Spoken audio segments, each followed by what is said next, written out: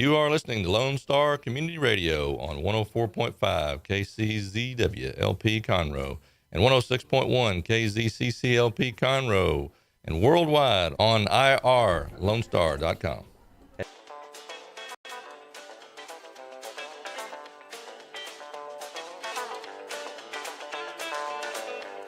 Good afternoon. Welcome to the Extension Hour. I'm Amy Ressler, County Extension Agent for Family and Community Health with Texas A&M AgriLife Extension Service. And this is the Extension Hour every Friday right here on Lone Star Community Radio. And 1 to 2 p.m. every Friday.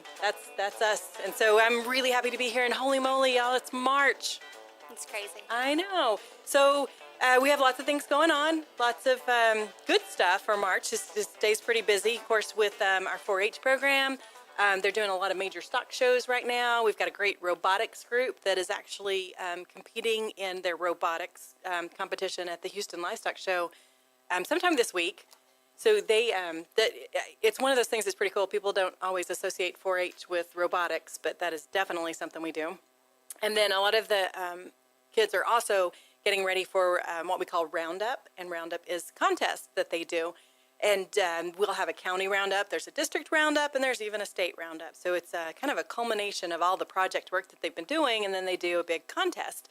And there's like probably 20 or more different types of contests that they can enter. So our county roundup is March 27th. And that's so kids that are already prepared for it will be participating in that. So it's not really open for additional participation, but if someone's like thinking, I wonder what 4-H is about, what this roundup stuff is, our county roundup is going to be March 27th. So that's actually a really good time you can come kind of check out, see some of the contests if the kids are comfortable with people watching. That's something that definitely we like having people to do. And so in our ag department, they're busy too. One of their big things coming up in March is the pesticide applicator training. So those guys and girls that need pesticide applicator continuing education units, they can do that training on Tuesday, March 27th. It'll be in the morning at 9. It lasts about 4 hours or so, ends with an exam. So all the study material can be purchased ahead of time to get prepared for, and that's actually included in a registration fee. Has a $50 registration fee, and that training will actually be at the Extension office, so 9020 Airport Road. And then also our Master Gardeners are doing things. So March 10th, which is next Saturday, they're doing some of their Saturday class project things. So like one Saturday a month, they have some classes that are available. So March 10th, we've got the floral plants for Montgomery County. That will be 8 to 10. And then 10:30 to 12:30, they're going to talk about vegetables in Montgomery County. And we love vegetables. So they'll have people, it's a very educational, informational class to find out about what grows well here. So sometimes people, why doesn't this grow here? And Michelle is a master gardener, and she gets a lot of those questions. So anyway, but that's just March 10th. And the $5 per session or $8 for both. And at the Extension office again. So our office is at 9020 Airport Road. We're right across the street from the Lone Star Convention Center. And then the big thing that people always ask about and kind of know the Master Gardeners for is the spring plant sale. And that's going to be on March 24th. It'll start at 9 a.m. Actually, at 8 a.m. they do a presentation. Then the sale starts at 9 and goes until noon. So all kinds of things that you can buy there. So spring plant sales, purchase all your yard and garden needs, from sun to shade to vegetables. They have your plants. So you can find out information from them as well. Our Master Gardener, Montgomery County Master Gardener Association. So they've got a website, mcmga.com. They also have a Facebook page. So same thing, Montgomery County Master Gardeners. Find out information. Lots of people even send questions through that. All that kind of good stuff. And then in Family and Consumer Sciences, or I'm saying that again, Family and Community Health, we're busy. And we partner with lots of groups. So one of the things that we wanted to let people know about is that there's the BITA tax assistance happening. And so that's free tax preparation. That's at several different locations. And this is really an awesome thing. So I spent too much money getting my taxes done. But this is for low to moderate income people. And if you make $54,000 or below, but no business returns, just personal income tax. But first come, first serve, Central Library in Conroe, 10 a.m. to 4 p.m. on February 16th, 17th, and then March 9th, wait, March 9th through April 14th, they're going to be closed. No, those are available, and then they're closed March 30th through the 31st. So Fridays and Saturdays only. And then they'll have a night, evening event that goes on Thursday, April 12th from 1 p.m. to 7:30. And then over in Willis, the Metter Library will be February 5th through the 9th. On Mondays between 9:30 and 12:30. On Thursdays between 2 and 7. And then there's also the AARP has tax aid offers that are for older adults at the Tullis Library, February 6th through April 17th, Tuesdays and Thursdays, 9 to 2.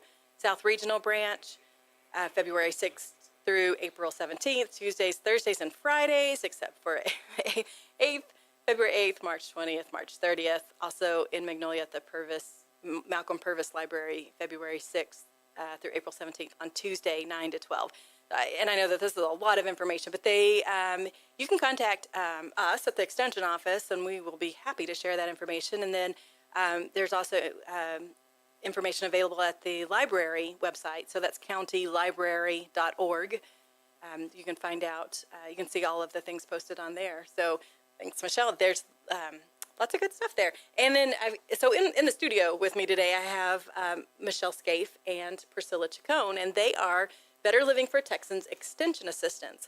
And they stay really busy doing lots of good programs. And often their programs are with specific audiences. So they partner with other agencies to kind of help supplement the programming that they're doing to help people live better lives, because that's kind of what we're all about at Extension, helping Texans lead better lives.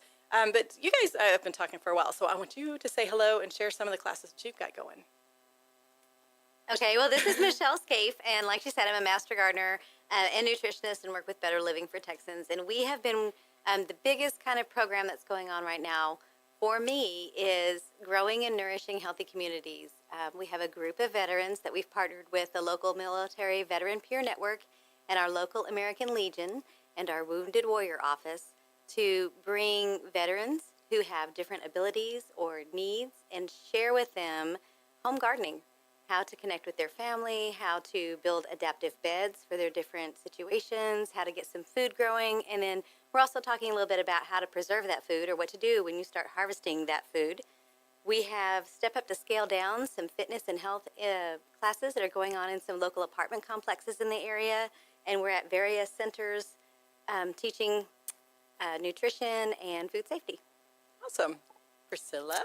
So I graduated at the UH with a bachelor's in nutrition, and so I've been really, really excited. Finally, I get to do my own classes. I've been stuck in the office for a little too long. There's always an acclimation process, a little bit of orientation. We didn't just want to throw you out there.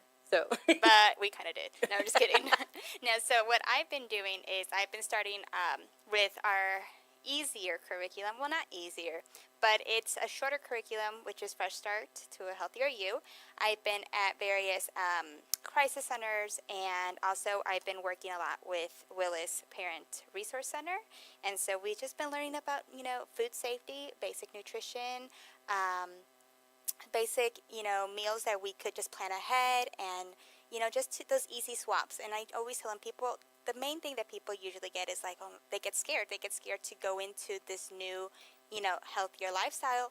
And the main thing that I tell them is it's baby steps. It's just the little choices that go a long way. And once you conquer those little steps, you go on and move on, and you get motivated to even make healthier choices for your family. Yeah, I think, the dietary guidelines for Americans says one of their recommendations is shift towards healthier patterns. Right. So it's not like all of a sudden let's make this huge change. Right. Yeah. So one of the things that I have coming up too is our mobile cooking school that tends to be really popular, and we are doing one at the Purvis Library in Magnolia on March 19th, and that'll be 1 to 3 in the afternoon. If you're interested in that, you register with the library, but also if you're interested in hosting something like that, we same with the classes that Michelle and Priscilla are doing. Just give us a call. We'll try to meet your needs and come out to areas where you're at, because we're very responsive that way. Sometimes people want this list of classes, when can I come here and there, and we do have a lot of classes that are going on, and we've been putting together a list for the BLT office, but we schedule with other people, so we're, like I said, very responsive. So not so much like every whatever day of the week or day of the month there's a class happening, although there probably is. It may not always be at the same place, again, because we're just out in the community serving as much of the needs as possible. And those classes can be in English or Spanish. Yes, because somebody speaks Spanish. All right, so speaking of meeting the needs in the county, I want to introduce our other guest.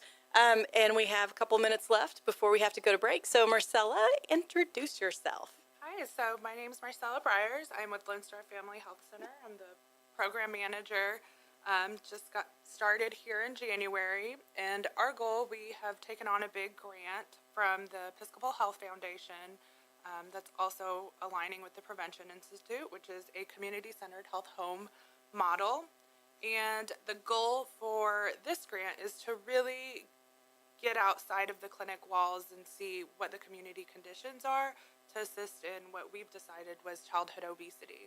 So our rates in the clinic, just from Lone Star itself right now, are a little over 30% of our children that are seeing us are overweight or obese.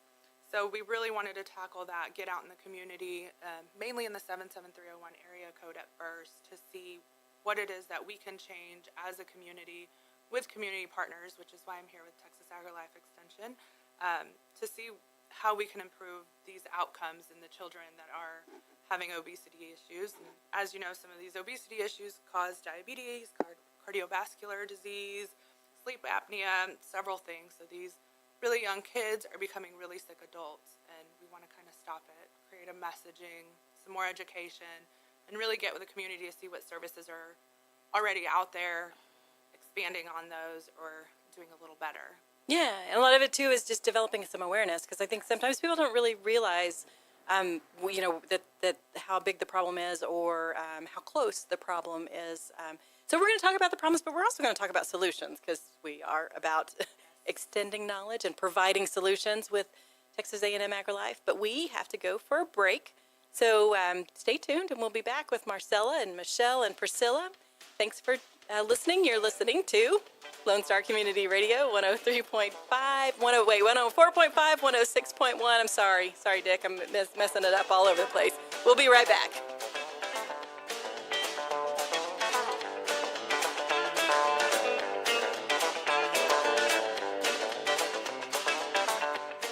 Hey guys, this is Connor. This is Dick. This is Chris. And we're with the Ticket Stub Podcast every Thursday live at noon on 104.5 and 106.1 FM in the Conroe area. Also, anytime at irlonestar.com. You go to irlonestar.com/TTS. You can find all of our social media. And don't forget, we give away 2 tickets to the Grand Theater on every show. If you like movies and you like complaining or celebrating anything that has to do with the silver screen, check out the Ticket Stub Podcast and join us every Thursday at noon o'clock on Lone Star Community Radio. Don't forget to download the Lone Star Community Radio app for your Google Play or Apple Store. Bring Montgomery County's community radio with you anywhere with your smartphone or tablet. If you are in the Conroe area, tune in on FM. That is Conroe's FM 104.5, 106.1.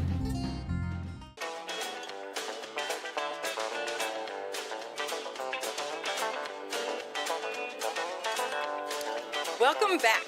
This is Amy Ressler, County Extension Agent, Family and Community Health. And I have with me 3 lovely ladies here. I have Marcella Briers from Lone Star Family Health Center. Say hi. Hello. I have Michelle Scaife. She's our Better Living for Texans Extension Assistant. Hello. And Priscilla Chacon, also Better Living for Texans Extension Assistant. Hello. She's mouthing something to Michelle. It's an inside joke. Okay. All right. So before we went to break, we started talking about the Lone Star Family Health Center and some of the things that you guys are doing. And I think that the Lone Star does a great job in filling the need in Montgomery County. And it's a little different than other clinics, other hospitals, that kind of thing. And not to put you on the spot, but can you explain a little bit about why it's different and what you guys do at the... So the main reason that it's different is we are a federally qualified health center, meaning we don't turn away any patients that see us. So documented, undocumented, everybody really is able to come to our clinic, apply either Medicaid, a sliding fee scale that we provide. As long as they can apply and get in, we really do see everyone. We have 3 satellite clinics on top of the main one here in Lone Star. So we've got a Willis Spring and just opened a Grangerland clinic. So there's a big need out in that area. We also have dental services. That is kind of another big need here in the county, especially for those the patients on a sliding fee scale who maybe don't have insurance. They can come to us. So even in addition to those that may not have insurance or pay on a sliding scale, you have some really high quality physicians there as well, and it's a residency program? We also have a residency program, yes. So we have some faculty on staff and some residents that are here for the 3 years, seeing the patients with our faculty and doctors that have been there for, some of them since Lone Star started. So on top of really good quality care, you guys also do other things to help serve the community, and one of those is this grant from the Episcopal Foundation, The Episcopal correct? Health Foundation, yes. And so it's an interesting name. Tell us again, because I get the words kind of in the wrong order. The Episcopal Health Foundation has provided funds to about 13 other clinics that are also going to be doing the community-centered health home. In Texas or In the whole- Texas, okay. yes. And they kind of follow kind of a prevention institute on preventing some of these diseases. So that's where they kind of connect. They want us to do more of a preventative approach as opposed to putting a Band-Aid on an issue of somebody being sick. Sure. And that's where they're wanting us to go outside the walls of the clinic. A patient comes in, he's sick, or a child is sick, has an issue. We try to tend to it there, and then we send them home, but we're not really making any changes out where they live, where they're sleeping, worshiping, playing, going to school. So they really want to get us outside of the clinic to make a difference. Sure, and I think that that's a great approach because I guess, some people get the idea that hospitals just want to make money, so they like when people are sick, but No. you guys are like overwhelmed as it is, and Yes. we look at the future and the potential for health-related illnesses and how that has the potential to be an overburden on our healthcare system. Absolutely. A sick child becomes a sick adult with, more issues than they had when they were a child. So we really want to focus on preventing them and having them be healthier, having them live healthier lifestyles so that they are healthy adults and can change some of their Yeah, norms. I think you really hit on the nose. It's really, and it's not only just focusing on the child, it's really a family approach. Family approach, correct. Because I think studies show that when you have two, overweight or obese parents, well, most likely your child is going to be. Absolutely. So I think that's a really good, targeting the families and trying to see what can we do to, input or educate them on certain, lifestyle changes that they could incorporate. Absolutely, and that's where we want to partner up with a lot of other community organizations that are already in the communities and are already, talking to our community members on how you can make a difference. Like the gardening program that you were talking about, a lot of people don't know they can do that in their backyard, and a lot of people here, we actually have the room to do that. And then a lot of people also, due to poverty, don't know where they can go to get some of the resources that we do provide or the community provides. So it's really, this program is really going to be tying in the community members and our community leaders and helping people get the resources they need. And, what areas need what? Is it a safety issue? Is it a poverty issue? Is it a transportation issue? Is the closest grocery store the gas station? So we really want to see what's going out in the community before we start saying this is what we think needs to happen. So really getting an idea of what's going on in our community and then making a difference and setting some action items. Yeah, and I think those questions that you just asked, the answer is yes. Yes, It's one of the things in this area that, all of those do affect access. And, you can know, but then also you have to take action as well. Right. So the grant is going to, or the group, so you put together a coalition, like you mentioned, with different agencies. And I just want to say, too, I love that idea that having so many groups come together because, we try to do that as well. But there's so many groups that are out there helping people. And, sometimes we're all trying to do the same thing. And it makes sense for us to create some synergy where we're all working together to make a more impactful impact result. Yeah, and more efficient too. Yeah. So lots of agencies that are working together to do that, to address the obesity issue. So you said the coalition, the group that came together, decided that childhood obesity was a good place to start. So how can we work on preventing that and addressing that? Yes, and so, the group met last year and took a little break until I kind of came on board. So we were meeting with the group again to really start getting into the community. So we've decided on what the issue is. We've decided on what we want to work on. We have decided education's a big one, and kind of providing the same messaging. And then once, like I said, we were out in the community, I think other action items will come along with it. So with that, we decided to kind of do a survey, get out and boots on the ground and see, what are the issues? Is somebody not eating because they can't get to the grocery store because they're having to sell, unfortunately this happens, their SNAP card to pay rent, and they don't know that there's resources out there that possibly could help them. Is a child not getting enough food to eat at home over the weekends? Are they not getting some of the education? They do get a lot of education in the school, but is one school doing a little bit more than the other school? And are they providing different messaging and education? We kind of just want to come in and just put it all together to where providing, you brought it up, actually, you showed it to me, the 5210 program. I just think that's the best place to start in the education, where we're all providing the same messaging. Yeah. Well, what I like about the 5210 is it's just a really simple message, and kind of encapsulates everything that you really need to know about being healthy. 5 or more fruits and vegetables every day, 2 hours or less of screen time, 1 hour or more of physical activity, and 0 sugary drinks. Pretty much, if we could all do that, we would have a healthier society. Yes, and the screen time's a big one lately. I don't know how we'd prevent it, but I think educating parents on that. I've many times gone into restaurants and I'm seeing kids playing on their iPads and not engaging the children. I think once you're having dinner together as a family and engaging the kids, you start to see a little bit less of that attention going to the screen. So screen time's a big one. Physical activity is another huge one, and that's one that I kind of want to see. Is it the access to physical activity? Is it, do they have sidewalks to play on? Are they on a safe street? And, where we can make a difference in that. So, Michelle, you were in when we had the coalition meeting recently. You were in the group talking about physical activity. What were some of the things that you guys discussed? So a lot of families, when you sit in a class or when you send a survey out, are sharing that there's concerns about the safety. There's concerns about, are we walking to a park? Is my neighborhood okay? Or I live in an apartment, there's really nowhere to go. So physical activity is a lot of unique limits. And a lot of times the biggest number one thing was safety. We just don't feel safe getting out there. Yes. And from last year to this year, there was one specific park, I'm not going to name it, here in the community that, kids and parents were not comfortable sending their kids to play. And already we're starting to see a shift in having organizations taking the kids out there and they're playing and seeing that there's a safety issue, like, hey, we're here to stay.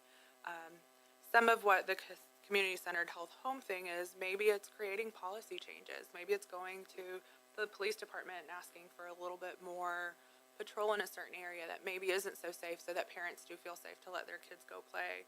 And that's kind of where that screen time times in. It's safer and easier to have a kid play on an iPad than it is maybe to take them to the park if, not some great things are happening at that park. So some things have already started to change. Same with some of the transportation issues from last year to this year.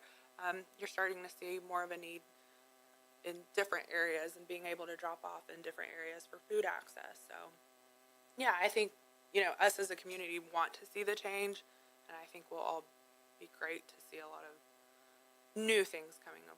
Sure. And another thing I really like about the coalition that you put together is it's got a broad range of people that are involved in that. So school system, you have representatives. Got the school system, yeah. We've got like 2 or 3 representatives from the school system that are completely on board. We've got the food bank. We've got some of my community health workers. We have you guys that do a lot, and we've got public health also involved. So a lot of the key players, and then there are going to be some more that we're going to introduce into the programs as we start getting out there. So some of our local churches, we also have Oscar Johnson involved as well, since they see a lot of the after-school kids.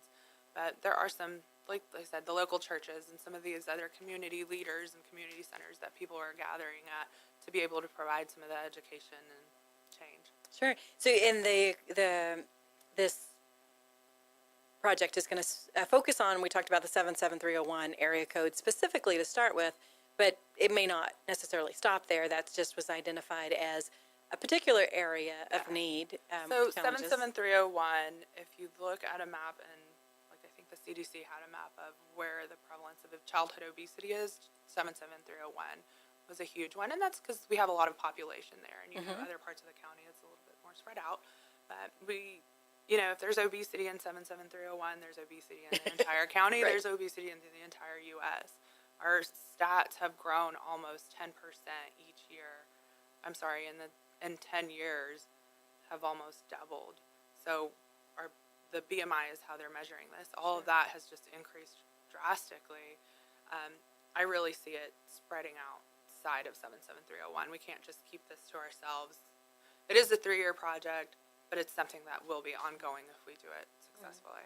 And then another interesting thing about the 77301 area code too is the way a lot of resources are spread out. Yeah. So they're not necessarily really close, easy for people to access. So we had mentioned that earlier when we were talking about resources and knowing that they're there to access them. But even when they are there to access them, how close are they to where you can get to them to be able to utilize them? And even grocery stores, how many are in that area? I mean, there wasn't a lot, right? Like three or four maybe, and There's a lot of them are closer grocery to them. stores, I think, in the zip code itself, but not very many that are.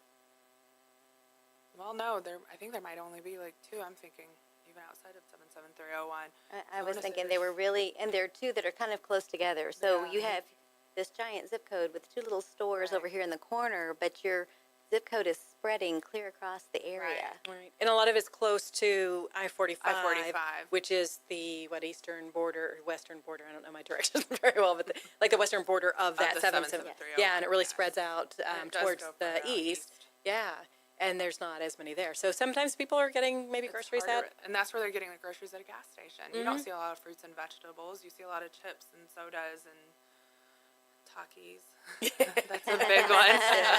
Takis and Cokes. If we could just do away with those, we'd see a difference. Yeah, which kind of goes along with if you are eating those 5 fruits and vegetables or more every day, then are you really hungry for chips and other types of junk food? And then if you're getting your physical activity, that makes the 0 sugary drinks was the other thing. So the sodas and Anyway, so we're gonna talk some more. So we've talked a little bit about the problem, but we want to talk about solutions because that's really important. So the coalition is working towards solutions, but then there's also things that people can do now, whether they're in the 77301 area code or not.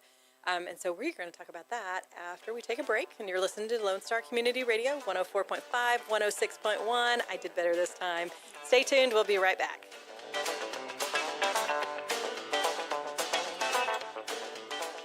Don't forget to download the Lone Star Community Radio app for your Google Play or Apple Store. Bring Montgomery County's community radio with you anywhere with your smartphone or tablet. If you are in the Conroe area, tune in on FM. That is Conroe's FM 104.5, 106.1.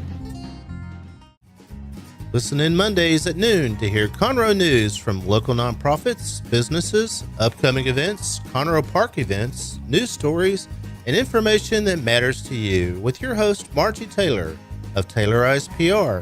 For more information about being a guest, visit irlonestar.com/Conroe Culture.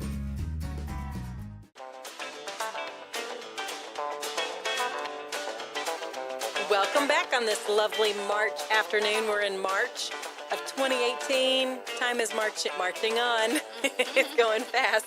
This has been kind of it's been a wild year. You think about everything that's happened since last March. This community has been through a lot. Another thing is this community is growing really, really fast. So we have like 500,000 people here now, and it continues to grow. And another interesting thing I think about Montgomery County is how geographically spread it is. It's a pretty large area just by square miles, and each of the communities kind of have their own personalities as well. But we have been talking about some of the issues that affect and challenge some of our families, and particularly those in areas where there's more challenges than others. So maybe places that are not growing as fast, or places that are a little bit more isolated. And some of the challenges that they have with accessing resources and information and that kind of thing. And so we've been focusing today on the 77301 area code, but it really is a countywide issue as well. So we have Marcella Byers with us today, and she's with Lone Star Family Health Center. We have Michelle Scaife and Priscilla Chacon with the Better Living for Texans program with Texas A&M AgriLife. And, one of the things that we do is we try to provide solutions for some of those issues that families are facing. And so obviously the health center, you guys provide health services for people. So when they get sick, it's a great place to go to get treatment. And you guys are great about providing care for everyone. So no one gets turned away. So if someone is sick or ill, there are access to resources there. So even if it comes down to just a sliding scale or a flat fee when you don't have insurance coverage or those kinds of things, so that people can stay healthy when they have acute illnesses. But I think one of the things we've alluded to as we've been talking to, prevention is one of the main things. I think I know there's research out there that says that 7 out of 10 of the leading causes of death are related to behaviors. So it's illnesses that are related directly to behavior. So what we eat, what we do or don't do, like lack of physical activity, and then what we do in terms of smoking or not smoking, those 7 out of the 10 we can prevent very easily through behavior. So one of the things, this grant that we've been talking about that you guys have is looking at helping address children early in terms of prevention, because I think if they learn healthy habits to begin with, they don't have to worry about, then there's less worries as they grow older, right? And so in the Better Living for Texans program, we work with children a lot.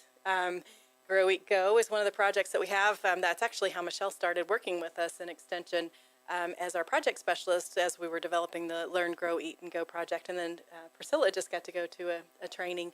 So let's take a minute just to share a little bit about that project and the awesome things about that. So, Michelle, you have to go first. She's looking at you. She's giving me the I just look. learned it. Right. You're the expert at it. So Learn, Grow, Eat, Go is a project that was developed, and it was focused on helping with the childhood obesity concerns and getting our children introduced to food in a new way, engaging them in the gardens and getting them physically active, getting them to taste new things. You can have a child who's like, I don't like onions, but they grew the onion, and then they're like, well, we're going to cook with the onion. I might try it. And it was just getting them to really look at things in a different way and then take all of that home in their enthusiasm as children and share that with their parents, which then engages the whole family.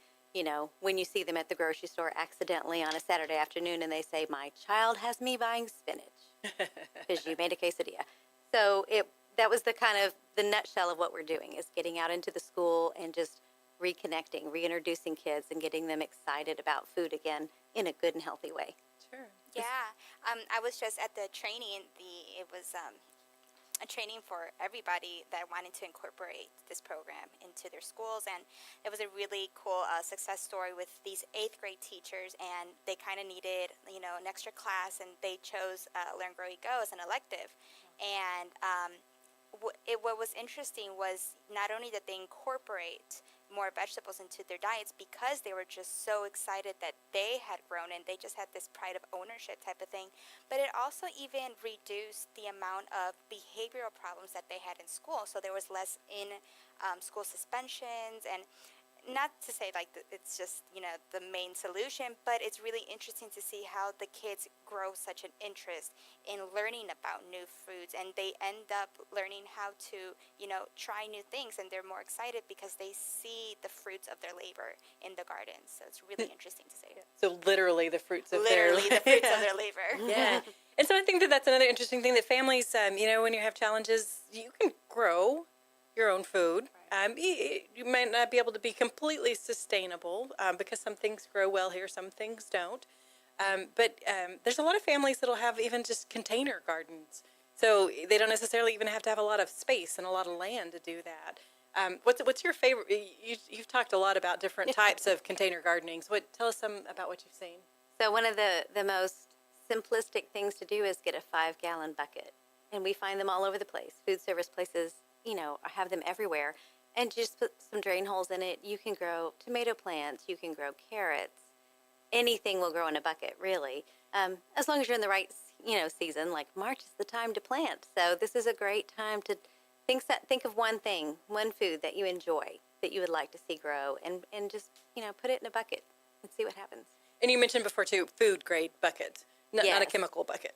You really don't want to use one that your laundry soap was in, because that can have some residue that might affect the plant and the nutrients of your food. So it would be better if it were food grade, or the local box store has 5-gallon buckets for a very, very cost-effective price. Sure.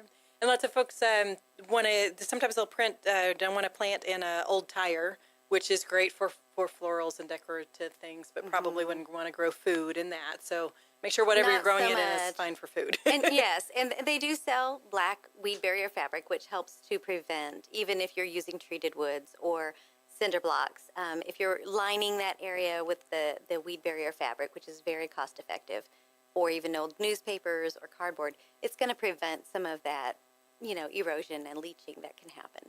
Sure. And you've also mentioned too, like people just getting the bag of potting soil and poking holes Poke the in. holes in and put the plants in. Exactly. And how much easier could it be to simply buy a bag of potting soil and poke a plant in it?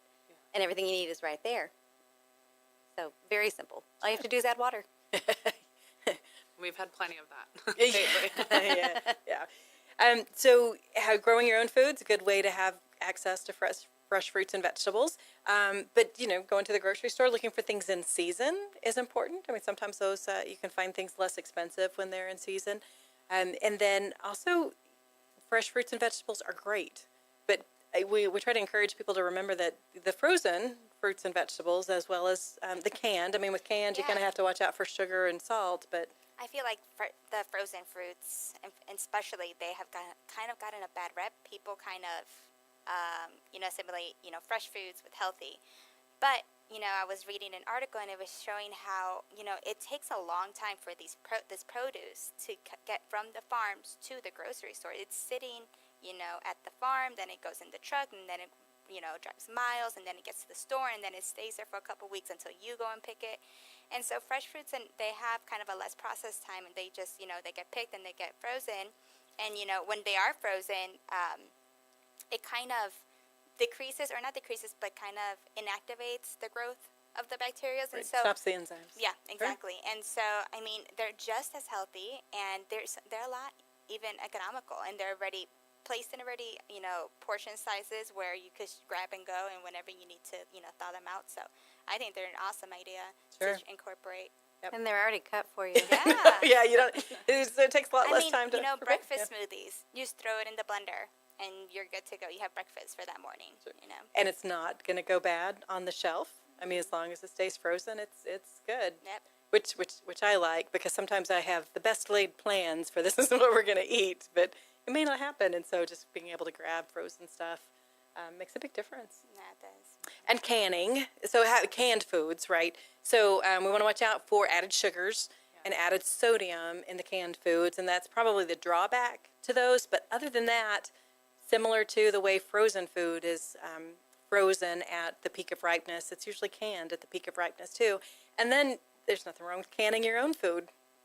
And that's, which is another thing that we offer sometimes with the extension service as well. And we've done some just, lectures trying to tell people how to can and, changes throughout the years, because the way your grandmother canned may not be the safest way to can now. Nothing against your grandmother, but just, technology has changed and that kind of thing.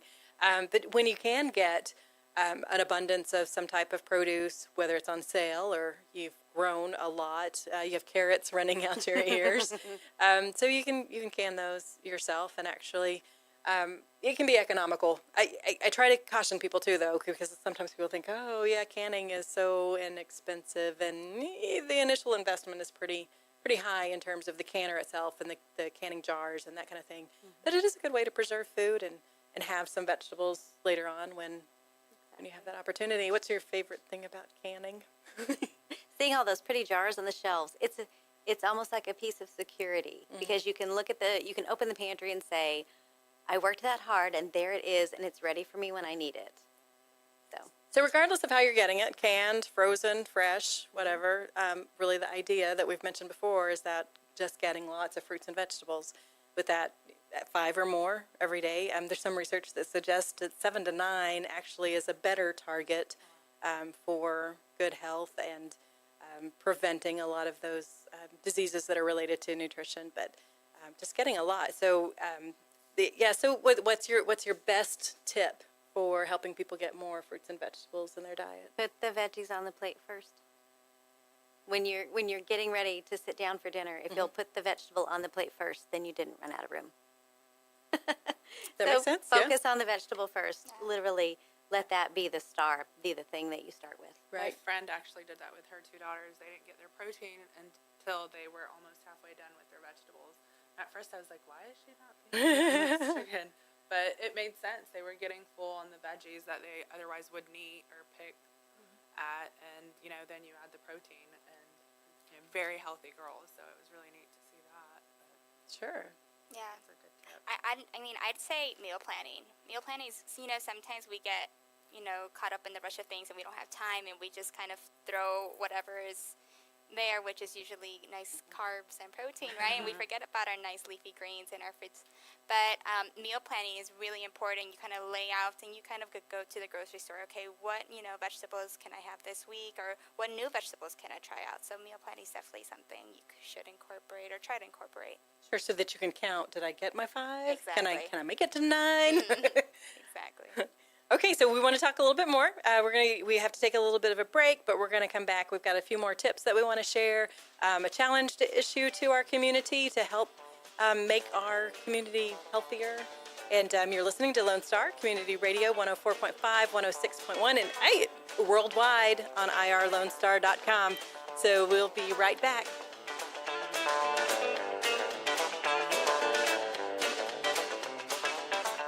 For those of you who like your partners, your gumbo, and your music salty, well, we're here to help with the music. Julian Shea here, host of Lone Star Country Nights Thursday, your weekly dose of roots and Americana and all the music that makes this part of the country special. We stir in Western swing, honky-tonk, Zydeco, Texas blues, outlaw country, and put a pinch of red dirt, and then we smoke it over a slow fire. Then listen to the results Thursday nights on Conroe's 104.5 and 106.1 and worldwide at irlonestar.com.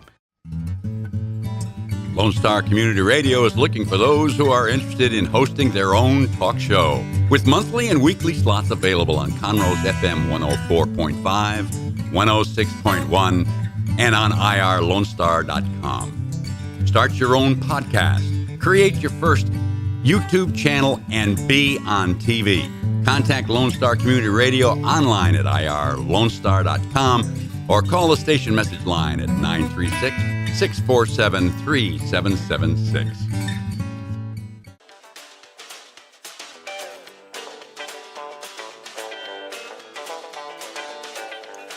Welcome back on this lovely afternoon. You are listening to Lone Star Community Radio. I'm Amy Ressler, County Extension Agent for Family and Community Health. Texas A&M AgriLife Extension Service. AgriLife Extension is all about helping Texans make their lives better.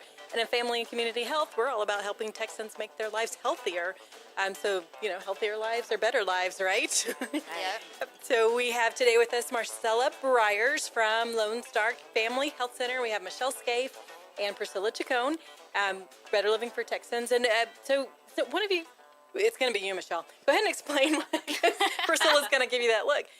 Tell us a little bit about the Better Living for Texans program and what it is. So like she said, our goal is to make Texans' lives better, and that is through education, hands-on community education. We come to you where you are, to wherever you need us to meet you. We teach you basic nutrition, food safety, how to make those healthy shifts, how to incorporate physical activity into your daily routine in a low-cost or no-cost manner. So no excuses. We want to help you find solutions. I think when we're in a class. Talk now. Just kidding. Just wanted to say something. You Go ahead. Priscilla and I try to help you find solutions. So when you're in a class with us, we want you to engage. We're just not talking at you. We want to talk with you. We want you to, ask us things and let us help you figure out what works. Right. And we were just talking about that this morning, helping people figure out solutions that really fit their individual life. Right, meeting people where they're at. Because we can preach all day about this is what you should do, but what can you realistically do? Exactly. Go ahead, Priscilla. What do you want to say? No, I was just saying the best part about our program is the hands-on demos that we do with them. We kind of, we talk a little bit about our nutrition needs and and how, the nutrition facts and how to read the labels. But then we show you a little bit of how could you incorporate that into, real life recipe. Is it difficult to do these meals, these nutritious meals that we're saying? And they really are. And it's amazing how, it's just one skillet and you could get such a high, nutritious, fibrous meal in 10 minutes or less. It's pretty fun. It is, and we do hands-on cooking, but we also do hands-on fitness and hands-on gardening. I mean, we really want you to do it there with us so that you feel confident when you leave to either grow something or do some squats or make a nice healthy lunch. Yeah, so the Better Living for Texans program is part of, nationally, it's federally funded, so it's part of the SNAP Ed program. So SNAP is some Supplemental Nutrition Assistance Program, what we used to know as food stamps. And then they have an education part to that, to the funding that's for the SNAP program, and it's called SNAP Ed. And so what we do is provide education, so helping people understand how to make those benefits last longer, how to eat more nutritiously. I read an interesting article about lower income families compared to higher income families, and the differences in how the families feed their children. And so sometimes people assume that lower income families just don't know or don't want to, or there's unfortunately a lot of erroneous stigma that's attached to that. But one of the things that this article was mentioning is how it's kind of easier for higher income families to deny their children certain sweets or junk food or that kind of thing, because they can afford to provide other alternatives. So there's lots of other things that they could offer to children, instead of, a candy bar, maybe you can take them, to the zoo, or take them to Disneyland, or, that's kind of extravagant. But they've got money to do other kinds of things, whereas a lower income family, because they are strapped for cash, they do have, you can give a kid a candy bar, and because as parents, we want to make our children happy. We want to give them things that they do want. And so it does make it kind of a struggle for lower income families. And so it's not that they're just like, that they want to hurt their kids and give them bad food or whatever. Not that they don't care. Right. It's their circumstances. So, and that's one of the things that I love too about the Better Living for Texans program, because we try to also address those kinds of things and what kinds of things can you do with kids. And so, besides giving them junk food, you can give them your time. You can spend time with them preparing meals. You can spend time with them, at the dinner table, actually talking, which is a big issue.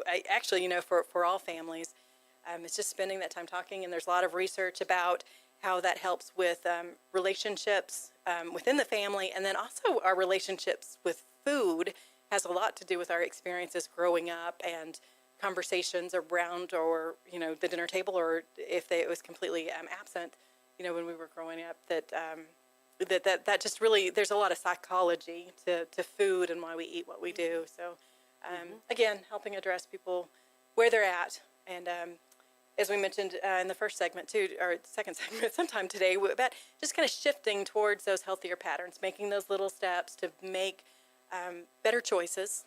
And that's not necessarily going to mean that it's all going to change one day because I went to that BLT class and now I know. But it's just simple choices. Like, there's people that drink 8 Cokes, in a day. And it's something that really does happen, something that we really do see in these, in these classes. And we're like, just swap one of them for water.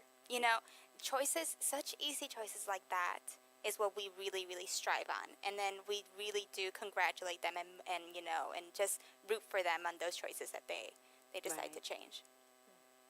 So tell us again what the grant is called, because like I said, I get the Community-Centered Health Home. Community-Centered Health Home. So there's a lot of there's 4 words there, but it's talking about involving the community, being very centered, and having kind of a home for health-related information, so that the coalition is trying to gather up all the resources.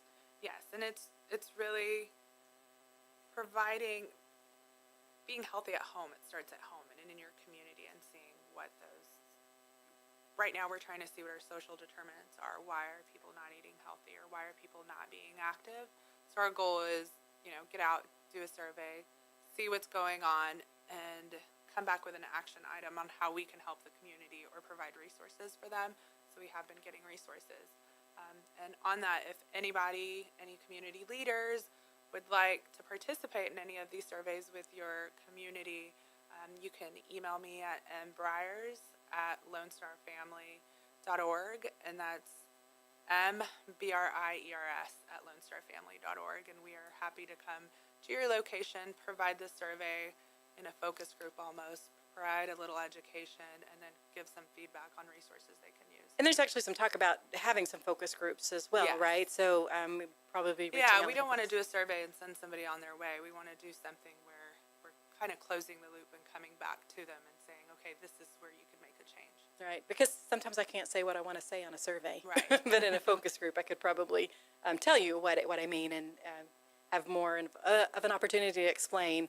Because, if you question this, or this, sometimes Right. this, or this doesn't really fit what I'm Hopefully thinking. we can redo the survey in a few years and see that we've made a difference, that there has been a change, so we can also use it as a measurement tool. Right. All right, and then also, if anyone's interested in learning more about the Better Living for Texans program or Texas A&M AgriLife Extension programs, you'd like to schedule something, give us a call, 936-539-7825. And also tune in every Friday right here. We talk about lots of cool stuff. We have lots of cool guests. Thanks for being with us, Marcella. Thank you for having me. You're listening to Lone Star Community Radio, worldwide, irlonestar.com, 104.5, 106.1. See you next week. Thank you for checking out this production of Lone Star Community Radio. Lone Star Community Radio is Montgomery County's community radio station. Don't forget to check out this show and many others across the Lone Star Community Radio Network, either live on Conroe's FM 104.5, 106.1, the Lone Star Internet Radio app, or irlonestar.com's live audio stream, and on replay on podcast, Channel 12's Our City TV in Conroe, or Channel 21 KVQT in Houston, and of course their YouTube channel. This production is copyrighted and all rights are reserved by Lone Star Community Radio. Have a question regarding this program or other Lone Star Community Radio shows? Want to sponsor or start your own show? Call the station message line at 936-647-3776 or email the station at lscrstudios@gmail.com.